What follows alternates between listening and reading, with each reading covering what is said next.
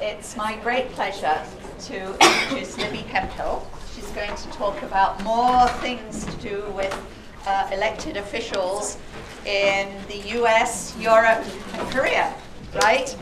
And Libby has her PhD and her master's from Michigan. And she's now at Illinois Institute of Technology. So welcome to Libby, and thank you for coming to speak. Thanks. While you guys are getting your seats, I'll do a little background about why would I present here and what are we going to do in the next hour. Actually, I'm going to do hopefully more listening than talking, because I know you're itching to say things and I'm itching to hear them. So this might be a good opportunity for that. So first, I just want to I'm going to bookend my time with some stuff that I think you ought to know, and then I'll revisit them again at the end. So quick overview. That, as Jenny mentioned, I started my academic work at the University of Michigan. This is a huge, well-funded institution with a ton of graduate students and a lot of money. I am now at the Illinois Institute of Technology. It is a small institution with not a lot of money, and I have one graduate student. And so I want you to think about sort of where you are now and what you can get done now may be totally different from where you go next and what you can get done there, just given the limitations that come with what resources are available to you, both human and financial. And so one of the things that I've done to try to get stuff done, even though I'm at a smaller, or I have fewer resources than I'm used to, is that I use what I like to call found data. And basically it means that I scrape places and connect them with other existing data sets and see what interesting stuff happens. And today I'm going to talk mostly about Twitter. And technically I'm not scraping Twitter because I'm eating the streaming API output, so it's not scraping. But I have done a lot of scraping to try to get data because that's pretty cheap. And let's see. So those are some of the things that are going to be sort of overarching themes during my talk, is that you can do different things with different sets of resources, and found data is one way to get work done with not very many. But it is as dangerous as it is easy to get. So we'll talk about some of the dangers of using found data. Oh, and at Michigan I was in an iSchool, which those of you in iSchools may feel like that counts as a disciplinary home. I did when I was in one, and now that I'm not, I realize that I don't have a disciplinary home. And now I'm in a Department of Humanities. And so I am a person without a disciplinary home who has moved to a place that has a really long tradition of disciplinary boundaries. The humanities are kind of old. And so what I do and what the people reviewing my tenure case expect me to do is an ongoing negotiation. And it means that sometimes we talk past one another, and sometimes we have to sit down and look at, okay, here's what I mean when I say data, and here's what a publication looks like for me, and that kind of thing. And that's been an interesting challenge, and will continue to be for the next couple of years, but hopefully we'll get it worked out. So if you have questions about, what to do when you have no identity and you go to a place that does and doesn't like yours, let me know, and we can talk about that. Okay, so let's see if I have my things right. Okay, so yesterday afternoon, at the very end, I mentioned that we were going to talk about some stuff today at 11:15, including whether or not Twitter has bias and whether Republicans are more connected. From you guys, I'm interested. So I have data about the members of the US Congress, the Korean National Assembly, and the European Parliament, and what they're saying on Twitter and who is responding to them. So if you think about the Twitter API, it's the statuses, filter, user stream.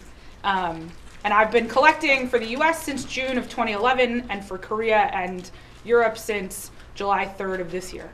So given that set of data and your general interest in politics online, what are some of the other questions that you're interested about what elected officials are doing on Twitter? Yeah. How do they spend their free time? How do they spend their free time? Okay. Which bars do they go to? Wait, go back. Can I edit at the same time? Huh. I hoped that I could add them, but if I Also, I'm a Mac user, and this PowerPoint thing is very confusing for me. Can I edit my slide Horrible while writing. But would you like me to write for you? I'll actually write. That's fine. Okay. Okay. So what do they do on free time? It just means that I'm going to have shorthand for all these things. This is great. I was supposed to teach today. This feels much more like teaching. Okay. What do they do in their free time? What bars do they go to? That kind of thing. Jenny? Actually, I want to follow up from David, and although this sounds like a kind of silly thing, I ask you to take it seriously. I at one point worked in a computer science department which was all men, except for one other woman and me. And we had a little theory that a lot of decisions were made in the men's bathrooms when they were filed out of meetings. So I would like to follow up from David, because I think that that's a really pretty substantial question, where people spend their free time and what impact that might have on decision making. I'm actually going to leave it as two different ones, because I'm going to assume this is more of a how, and this will be a where, which gives us some idea of with whom. So here's a comment about being in a place that you didn't used to be. My chair is a historian. She is especially interested in this question. She studies how social groups form and create movements, especially among women, and thinking about how social movements got started. Often it was in bars around 5 o'clock, and in the early 20th century, who was in bars around 5 o'clock? That is much like the men's bathroom. Yeah. What public reactions they choose to respond to. Okay.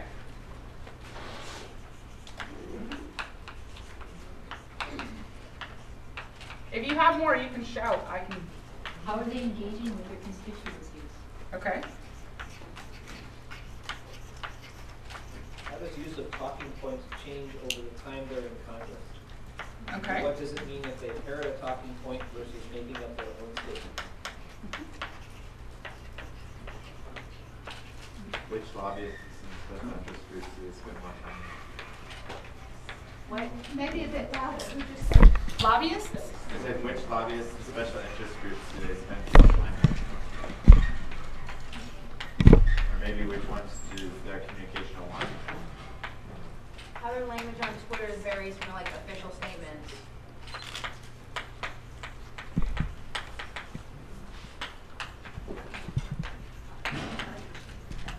How much interaction they have with people of a different political persuasion. Who they follow. Is it only politicians or is it horsey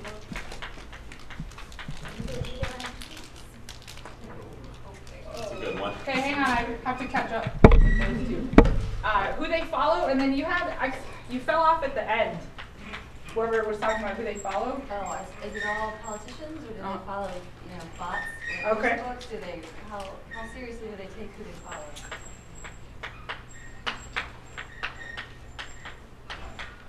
And then there was a lot of oohing, and I couldn't hear the. What they're Do they doing. write their own? Do they write their own tweets? Okay, and now I'm ready. What's next?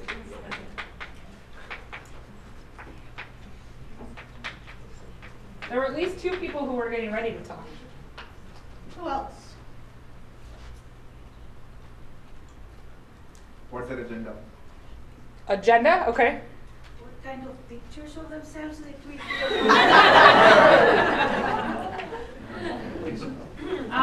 So agenda, I have a question. Well, we'll come back. That's fine. Agenda. Yep. How do they distinguish between the campaign accounts and their official DC accounts and then office?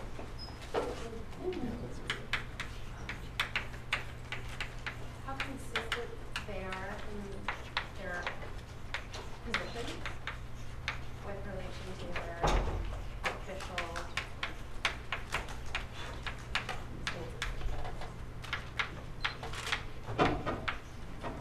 Which words do they intentionally misspell? Okay.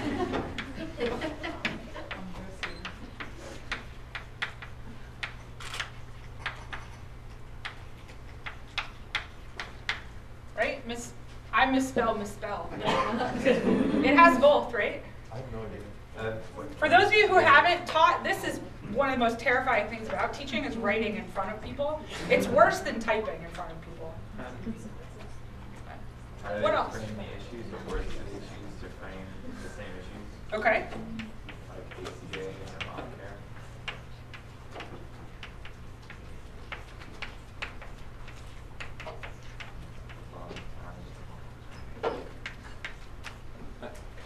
I'm Yeah. interested in how much they actually consume this sort of media and not just produce it, and then also how skilled they are with it, sort of piggybacking on Esther. And I think that's especially related to the ghostwriting question.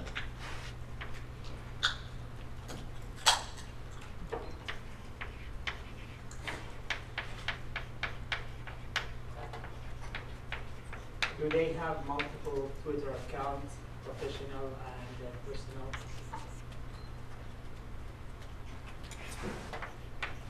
I'm just going to add that one over here to save myself some writing. And you guys are all friendly, right? Somebody's going to write these down for me and email them to me. Photographs. Then I have to write them down. How many people do they follow? Okay.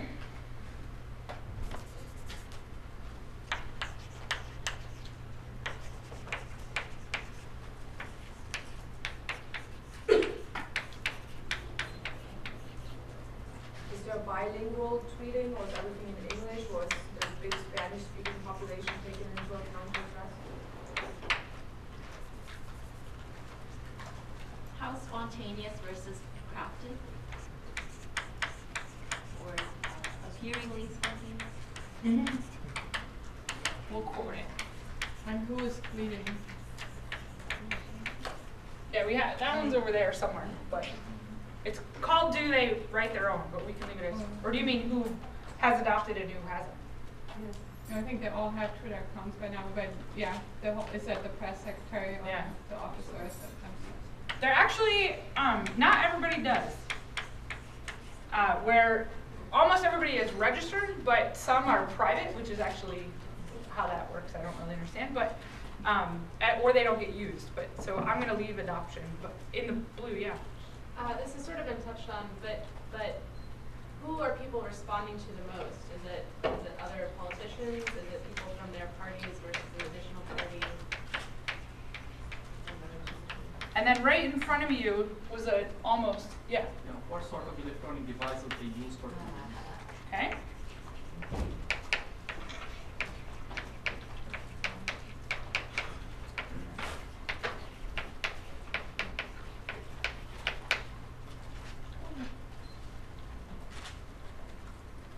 I'd like to know how well the opinions that expressed on Twitter correlate with their voting record. Opinions versus voting record. Okay.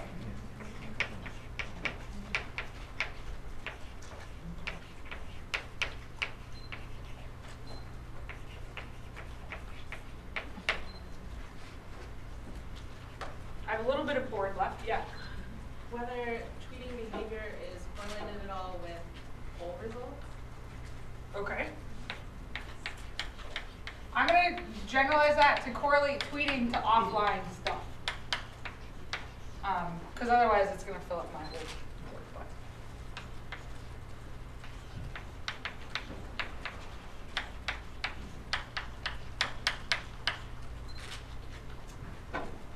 I know we're talking mostly in Twitter here, but do they use other social media? And how does that use compare to what they do on Twitter?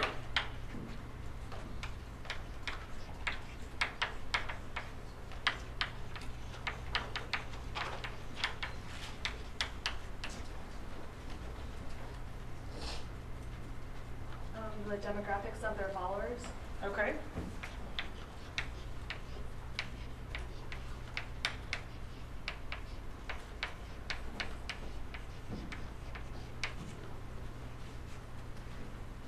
Positive versus negative?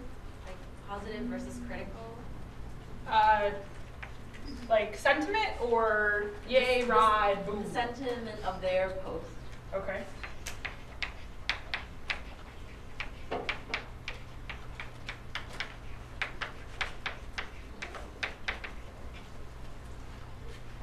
how many is their individual impression versus the eviction of the apartment?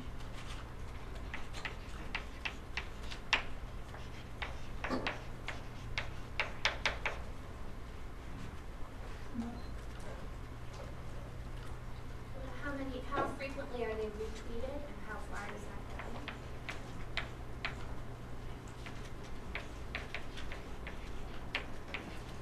go? Okay, I have room on my part of the board for one more.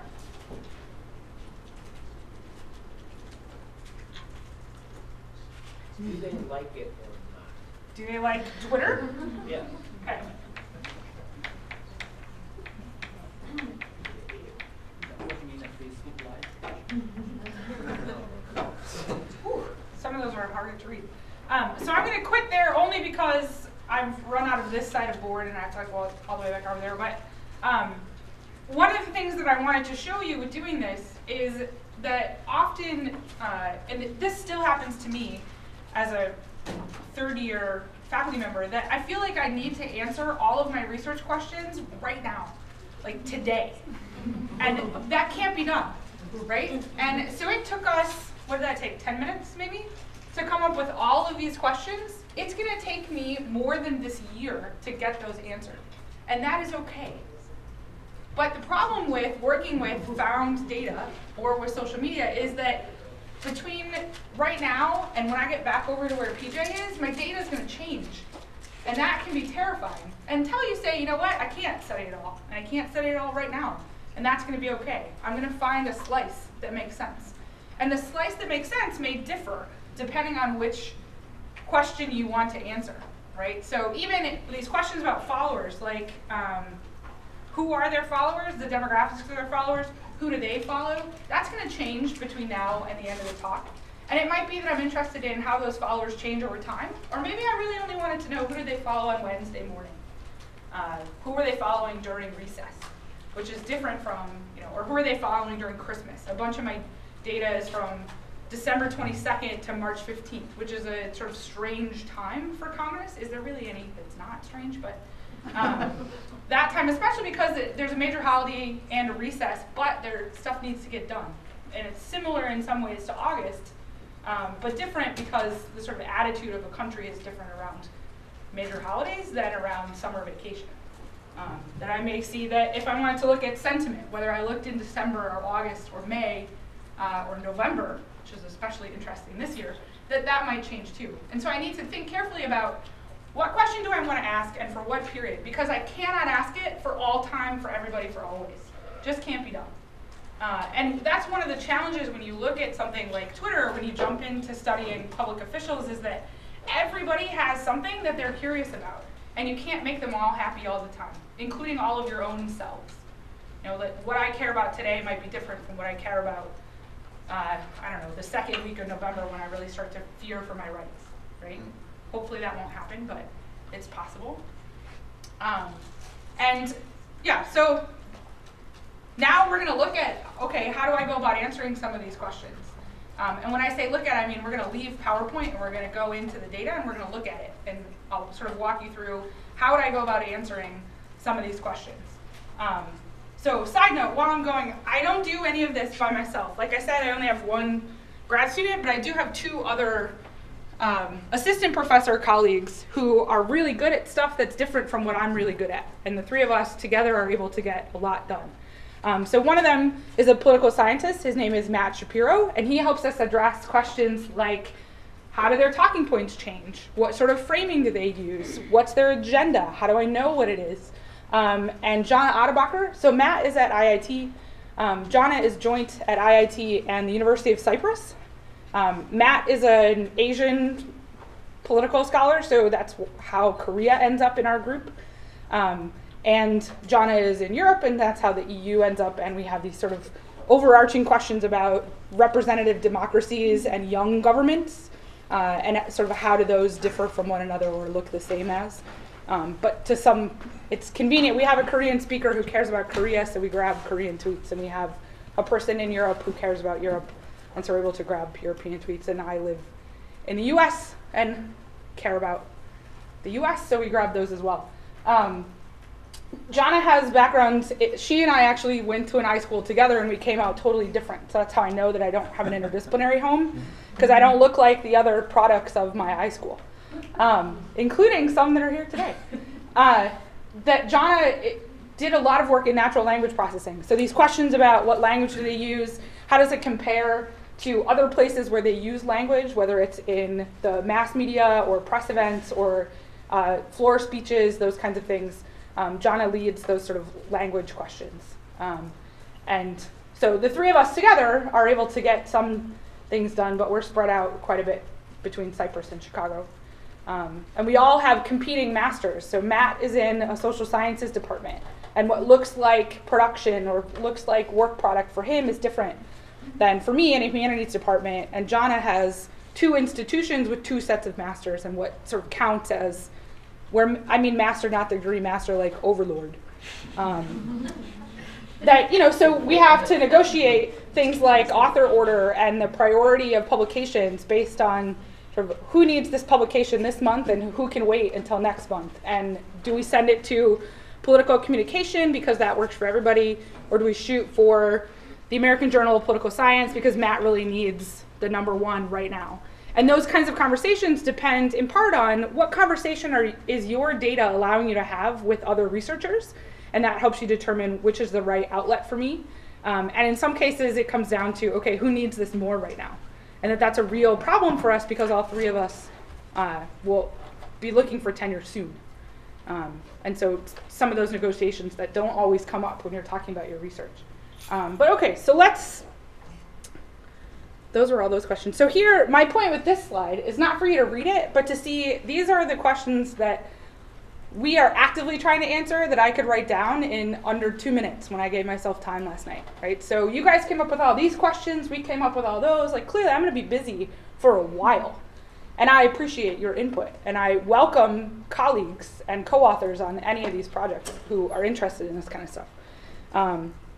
But yeah, so those are some of the things that I wonder.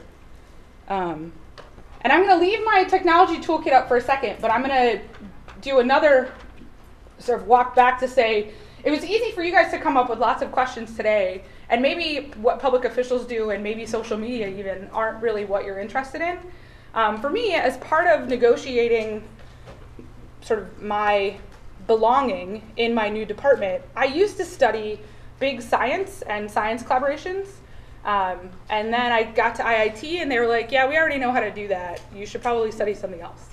Like, okay, curious that you hired me after that job talk, but I'll do what I can. And I have an interest in social media. In fact, when I was doing a postdoc at Arizona State, 3.5 years ago now, Mark and I had a call. We said, hey, we should study Congress.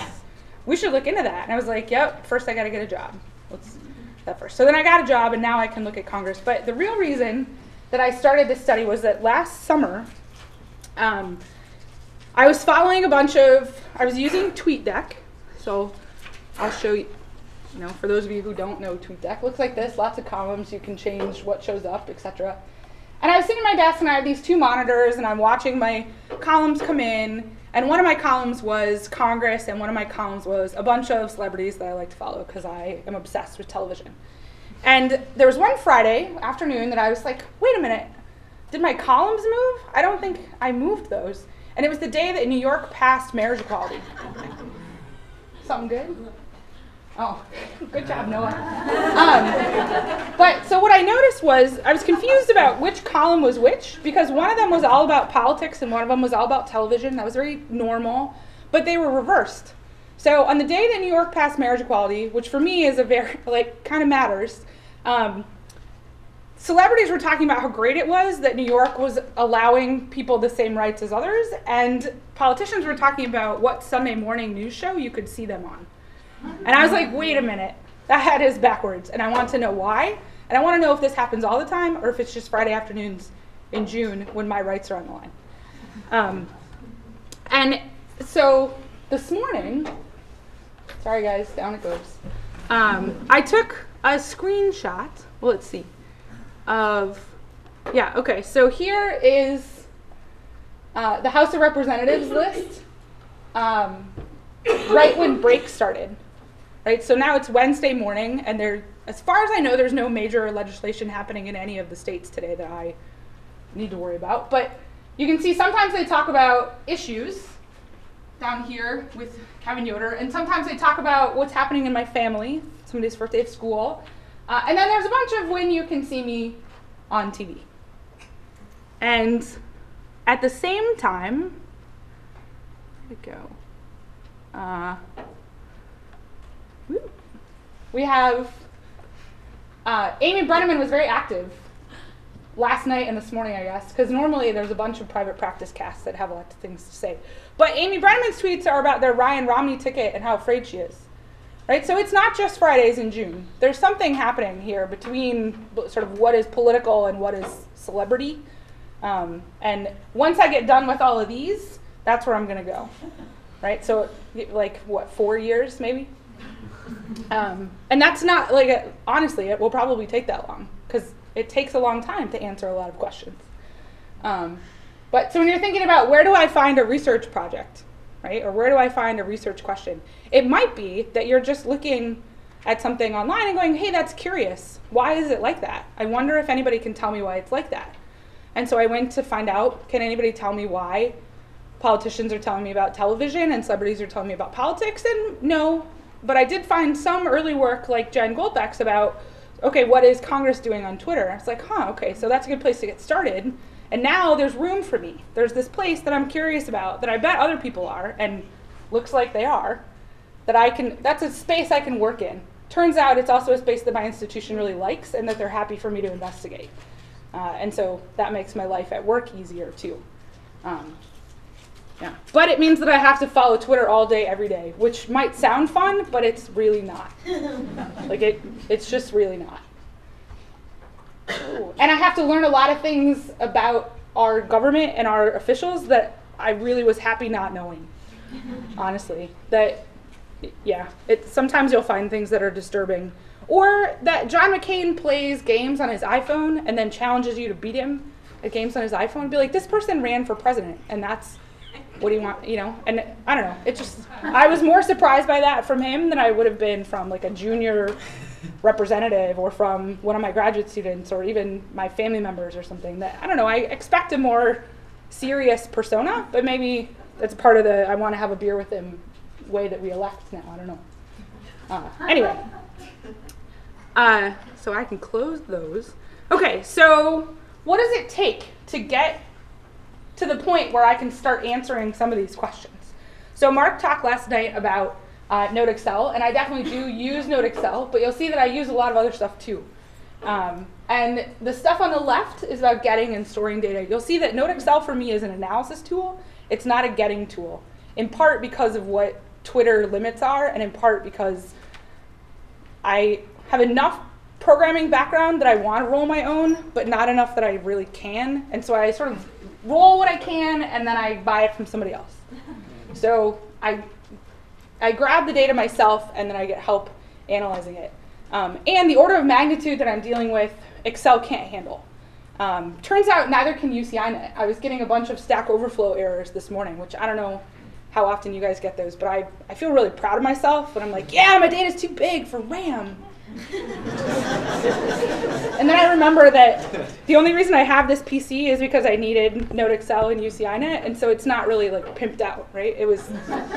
I can spend up to $500 without going through the institution. I can get reimbursed for that. So this laptop cost $499.99. And it was, at the time, the most that I could get for that much money. So it's going to run into Stack Overflow issues. But anyway, so the way that I used to get data is to grab directly from, let's see if I go, there we go. Ooh. Okay, so I'm going to go back and forth among these three slides. Excuse me. So when I put the mine in quotes, because none of this data is mine, it's yours and every other Twitter user's. I just borrow it from Twitter. And then, caveat, I never give it to anyone ever, because then Twitter would sue me and my life would really go down the toilet. But I want to give it to you, so if you say we're working on a paper together, then I can. So anyway, so when I say mine, I have data about the US Congress and then these little bullet points those are kind of mine because I've done something to the raw data to make it different somehow, whether it's that I've pulled out just mentions or I've done some sort of processing. But as Brian knows, I've been thinking a lot about what it means to share my data, and I'm thinking about, does sharing my data mean giving you the raw JSON that I grabbed from Twitter? Or does it mean giving you the Node Excel workbook that has the mentioning each other data? Or does it mean that I just tell you, hey, I did some of that, you should look into it? And that data has a life cycle, and sort of how much processing I do on that data impacts what kinds of questions you'll be able to answer from it, right? Especially if you're interested in what they misspell, right? If I've corrected their spelling, then you can't answer that question. And that might have been a thing that I did in order to make them more readable. Now that the Twitter API rules have changed again this week, I don't do much processing to tweets except to either figure out if they're spam or not. I don't actually change any of the language, but now I really won't, because then Twitter will get really upset with me.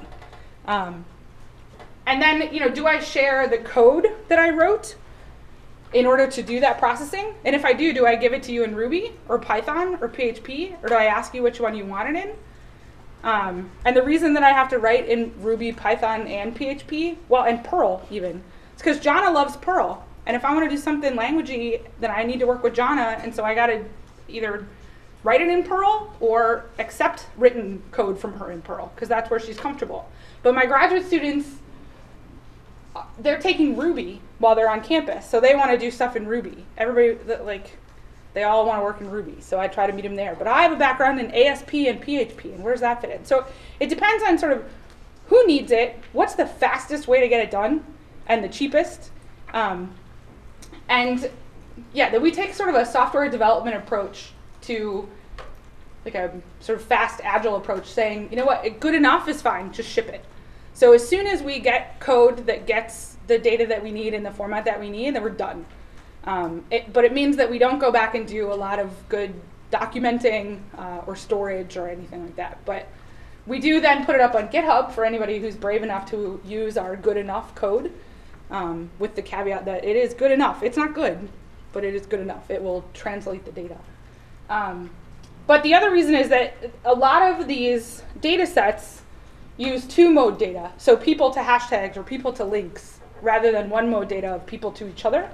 And you guys wondered about followers. Followers would be another one, but Congress has so many followers that it breaks every computer I have except my giant Amazon instance. And so that we only update every once in a while, because followers, there are just too many of them. That I can't take the follower data with me and show it to you. But that's another one-mode network. That Node Excel is really good with one-mode networks of a certain size. Most of my networks are two-mode and lots bigger than that. But I did write, I paid somebody else to write, whoops, where'd it go? To write a macro that will convert a two-mode network into a one-mode network. It's very popular in Korea right now. I'm getting a lot of questions from Korea. So if you have two-mode data of a small size, there is a macro that will help you get one-mode data so that Node Excel can work with it. And you can visualize two-mode data in Node Excel, but you can't really run any analysis because they'll all just be wrong. But if you're just looking to draw a graph, which sometimes you are, and it is the best tool for that by far, because it takes about 30 seconds, not 2.5 hours.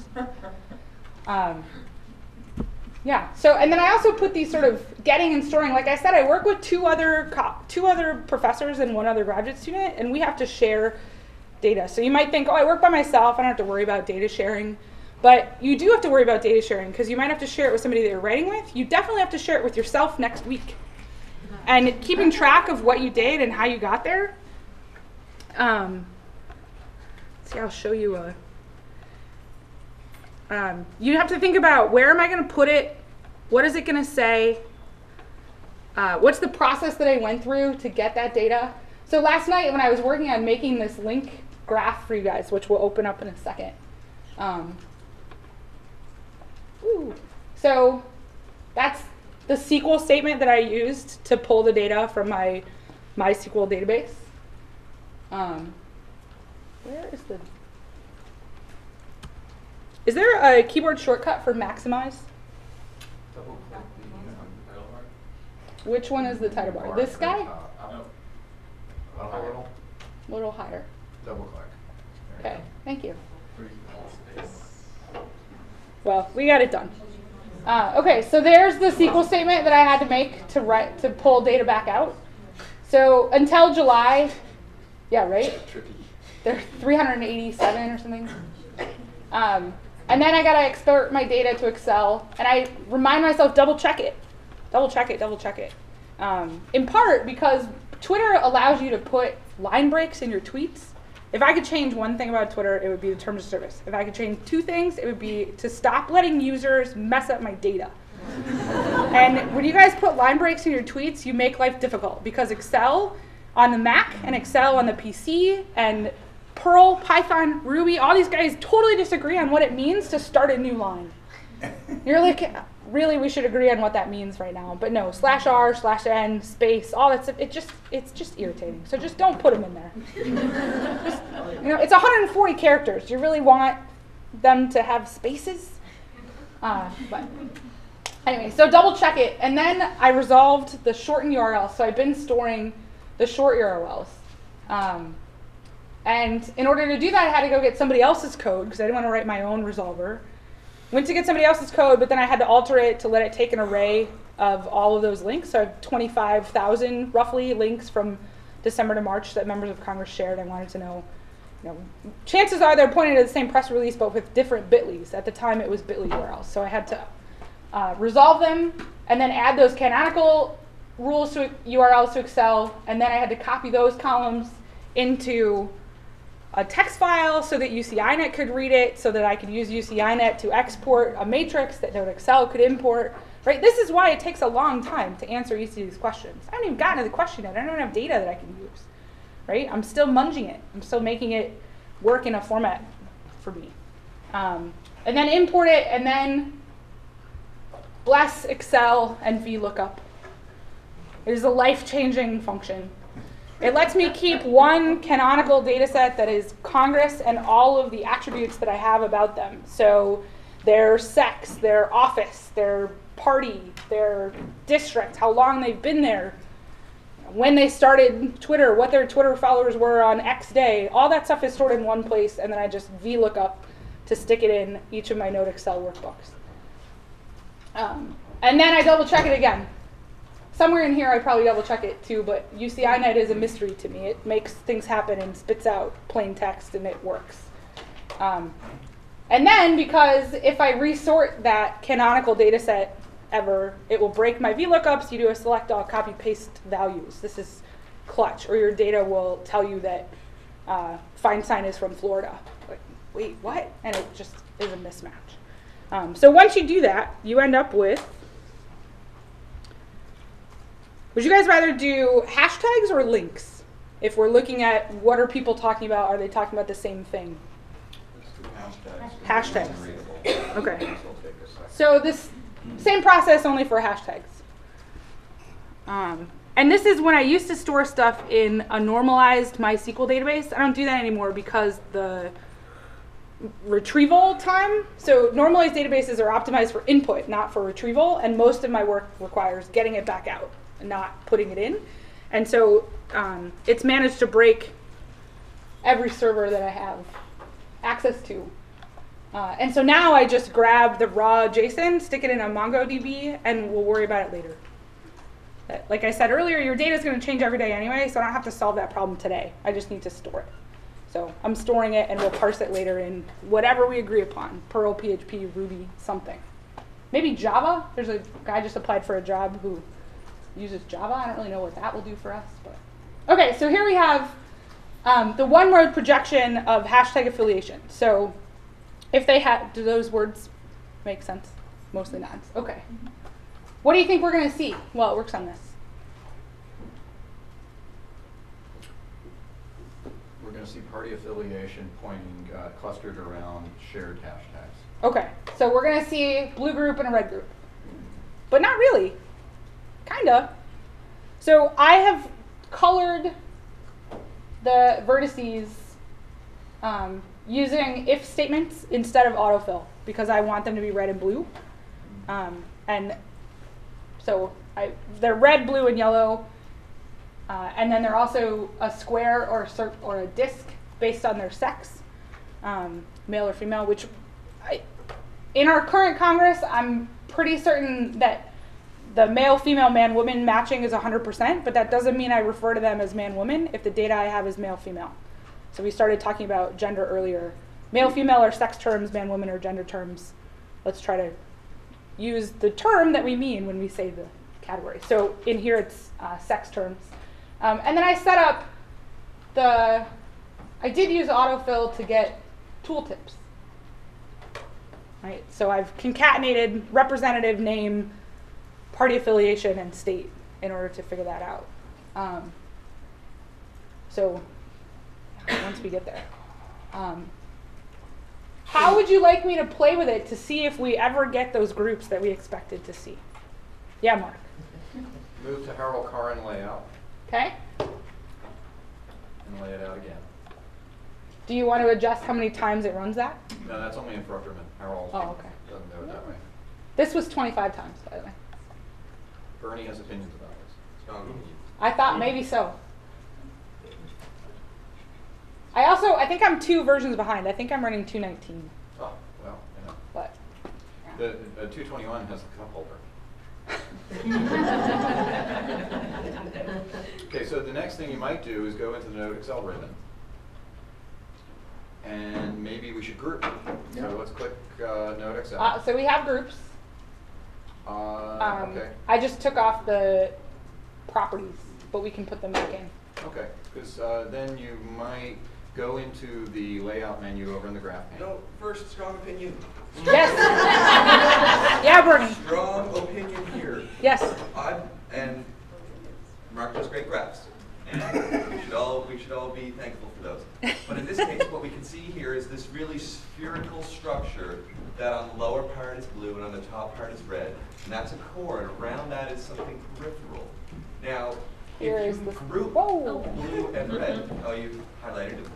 Yeah, I was clicking. If you So group it'll blue come and back. red, you're going to see these are Republicans, these are Democrats, and you're going to assume spatially, because they'll be spatially arranged in separate places, that they're very separate, because they talk about very different things. But you can see that there's actually more than blue and red. There's a spherical core of tweeters, some of whom are blue, some of whom are red. And around that is another sort of periphery of tweeters, some of whom are blue, some of whom are red. Within that core, there is clear arrangement of blue and red, but to artificially impose this segmentation there is perhaps to artificially imply a certain separation that's not necessary in the data. So there are some red tweets down below scattered among the blue. You're going to rip them out of there and say, no, you're going in the Republican box. There are some blue that are tweeting in there with the red. You're going to rip them out. Not necessarily, though, if we don't group by attribute. If we don't say group Republicans versus Democrats, if we say let's group by connectivity, then we're actually going to see essentially the boundary crossers. Right. So it depends. Did you run the cluster? Connectivities as well. Yes, I ran the clusters first. All right, so group by cluster, please. And then Students notice that even the experts quarrel and argue about these things. Yes. I'm really excited. We all hold hands and sing Kumbaya. Mark, group by How do you want me to do this? So what I would have you do is go, you actually have to go all the way up to the top to the Node Excel ribbon. Yeah. Okay. All the way up, Do group. Click. That's right. Go to groups. Groups. And what we want is group by cluster. There you go. And then you can pick. Just click it. And then we're going to pick, we'll start with, let's say, Closet Newman Moore. Oh, it should have. That's how it came up with these guys. Okay.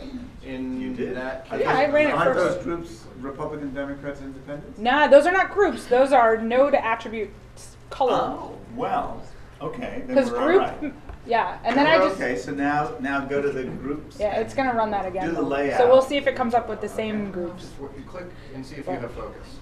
No, No? because Okay. it's I don't know what it's doing. it's running that algorithm Okay. again.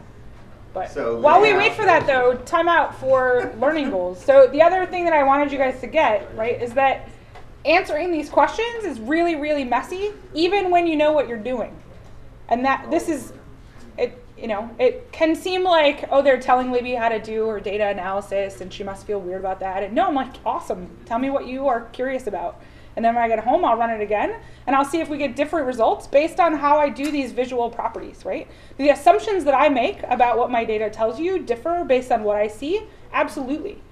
And the assumptions that you make based on the data that I let you see will also differ. And so it's important for me to look at the data more than once with more than one group of people and more than one set of settings so that I can start to see, okay, where am I just seeing what I thought I was going to see?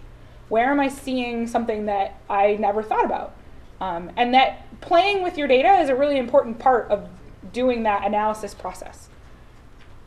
And I think it's not done yet. Now it's really unhappy with me, Mark. It should be showing your progress. I think it may have lost focus or... All right, let's just kill it. There we go. There, All right. Yeah. Okay, so now I have groups and they're placed in them. I just removed the visual properties from the groups. Okay. So now go into where... Because groups always overrides my own settings, and there's a setting for that. Yeah. I didn't know where it was. This was at like 2 o'clock, so... let's touch on that briefly, and then let's go up to the groups menu, and then go to the bottom of that, and you'll see that it has group options. And one of the group options is whose display attributes trump the others, the vertex attributes or the group attributes. So you get to choose yes, I see. Groups or shapes, which one, shapes or colors, which should it be. Okay. So you would get what you want. So you can cancel that and then go back into where it says Harold Car and Fast Multiscale. Down. That's it. And and then go to layout options. And now go and I think it's off screen. Yep. There we go.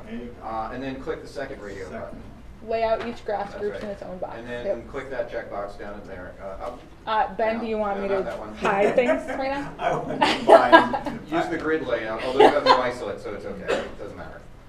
Doesn't matter. Do you want them Go ahead and show okay. or the bundle, and then you probably have to lay it out again. Lay out again. Or refresh graph. What's the difference between layout again and refresh graph? Layout again only refreshes the. So there's 2 layers in Node Excel. There's what's in the spreadsheet and what's being displayed. And you can filter it, you can do all sorts of things with the display layer, but not the data layer. Refresh graph means go back to the spreadsheet, bring the data back in, and re-render the graph. Layout again just says use the data as it is and just lay it out again. Okay, so refresh didn't work, so I'll try layout again, right? Because unless they're all one box. Unless they are all one box, yeah. But it tells me that I have 3 groups, so it should group them, right? But we didn't rerun clustering, so it may not have yet really clustered. All right, well, we'll try that again. We have questions. I will continue to multitask, but so first I'll review what we did. So first, I wanted you to see that there are lots of questions that you can ask just from one set of data, and it's okay for it to take a really long time to do those. That how we go about answering those questions depends on the tools that we're using and who's in the room with us while we do them. We have to make negotiations around our sort of institutional identities and the stuff that we're curious about. Research questions can come from Friday afternoons watching Twitter. These are some of your takeaways. So questions, and I'll keep, just fire them out because I'm gonna have to look back and forth. Mention was how you are navigating the sample that you're using. Mm-hmm. So can you just talk about like if you're using Firehose or just the streaming, like the base streaming API? Sure. So I use, well, up until July 3rd of this year, I used the PHP Firehose library, but I gave it a set of IDs based on all the people that we could confirm as members of Twitter in March. So we do members of Twitter updates once a month. But since we were moving to the Mongo Python collector, we quit updating the PHP one in March, but we use the Firehose library. Is that the question that you mean, or? Well, I'm just wondering, like, are you using the actual 100% Firehose to get all the tweets, or are you using one of the? No, you pass Firehose. Well, you pass the API a filter. That's the Twitter term is filter, and then you give it a set of user IDs. So I send filter statuses, user IDs, where all the user IDs are the members of Congress I can confirm, or the members of the National Assembly I can confirm, or EU Parliament I can confirm. Oh, so you're going by profile rather than the search API? Yeah, it's streaming API. So we gather the IDs ourselves and pass them to the streaming API. If I went by, so I also do this for the Chicago City Council, and everybody on the Chicago City Council is a Democrat, so it makes for an interesting sort of natural experiment about what happens when there aren't party politics. But I don't know if I profile, because then I'd end up with stuff like Chicago's mayor, who is not Rahm Emanuel, even though he claims he is, and now he has a book deal, but he's not the mayor, so it doesn't matter. He registered the Twitter ID before Rahm did, and Rahm offered him tens of thousands of dollars. You want to stay with Klaus at Newman more? Yeah, please. Okay. But so we have to be careful about profiles, so we look them up by hand. Undergrads love that job. Yeah, Dave. Question, that is, you were kind of making a big deal about alternative characters that show up in tweets, particularly returns. Mm-hmm. And one of the projects that I'm working on, we're specifically collecting English and Arabic tweets. And okay. What's very interesting is in alternative scripts, in particular Arabic, because that's written in a different direction, the use of carriage return is really important to make the tweets readable in the web. And so that carriage return character is actually kind of important, because you can see then people who are making sort of stylistic choices. So it's not just it's about the content. When you think about what's in a tweet, there's very much a style issue about the tweet and how a tweet is going to be presented to a user. And the issue here is in alternative scripts, you see that. So if you want to work in foreign languages. Yeah, we're getting this in Korean too. It's a very good point. Yeah, but Korean is still very good. But the carriage returns matter. Yeah. So, yes.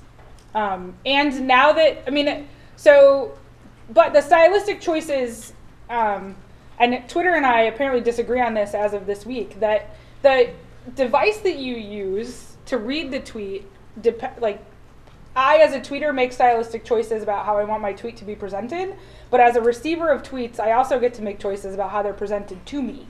So there are some clients that support carriage returns and some don't. Probably not very popular with the Arabic crowd, but very popular with me, who wants to make decisions about how you use my screen space.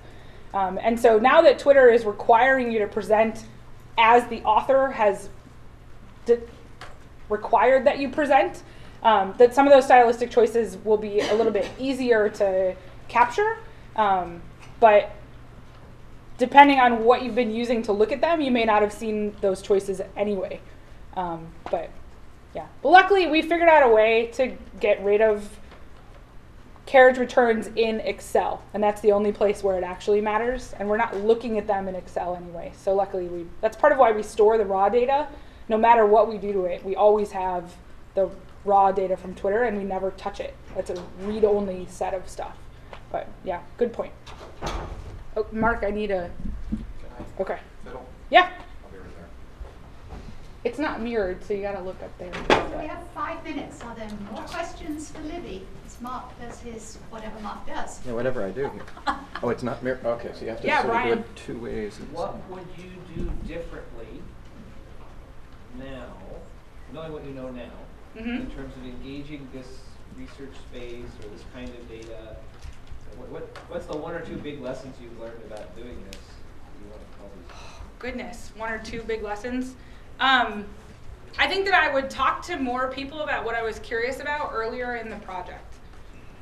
So, for instance, I didn't really talk publicly about what I was doing until, I don't know, late fall, I guess, of last year. And I could have gotten help managing my giant data and figuring out how to prioritize questions if I had asked earlier. So to not hide what I was studying. So I would have asked for help earlier. That's the first question. The second set of questions, I think that I would, I'm sort of doing this, but I'm not great at it. So I guess that's a lesson learned. I don't need to know everything about political communication to contribute to this project. And I felt like I needed to learn everything about political communication in order to contribute to the project. But really what I needed was some empathy and interest in working with somebody who knew that stuff, who had empathy and interest in working with me. And so finding other people to work with rather than feeling like I had to know all of it. And some of that is just sort of shyness and imposter syndrome, and some of it is that I am at a small place where I don't have a lot of immediately obvious colleagues, right? But that doesn't mean that I don't have them. It just means that they're not in my part of my building. I So wonder, those are my two. I wonder how you then come up with publication strategy. Does your department want you to do solo things to get tenure, or Yeah. is collaboration okay? Well, what my department wants, what my chair wants, and what my UComp wants are very different. So luckily, my chair has been really helpful. So she, even though she's a historian, she understands that I don't write books, in part because I don't know how to do that, and I can't learn it in time to use a book to get tenure. And because I already know how to do some other thing. She and I started together 2 years ago now, and the first thing she did was say, hey, these tenure and promotion guidelines are really outdated. This isn't what you guys, the 4 junior people in my department, this isn't what you guys do. We should make sure we rewrite them so none of you have trouble. Which, I mean, how lucky am I that my chair was like, oh, I see some difficulty for you. Let's solve that difficulty. Not everybody will be that lucky, but the way we revised the P&T guidelines was, she said, hey, go find out. She put me on the committee because I was the most junior, so I had to do the work. She said, go find out what they're doing, and we'll write that down as what you need to do to get promotion, to get promoted here. So we did an inventory of sort of where are people writing, how are they writing, those are the clusters. Co-author publications or books, or are they working on data sets, that kind of thing. So yeah, I got lucky, I had a good chair. And the institutional structure means that my chair can sort of unilaterally decide that that's what the promotion and tenure guidelines will be. She ran them past the faculty and they wanted to argue about it, and she said, no, this is what they are. I'm just letting you know. So, blessing and curse, but it worked for me. They have to vote and then. It's part of the smallness, I guess. So one more question for Libby. Okay, let's give her a big hand. Thanks, guys.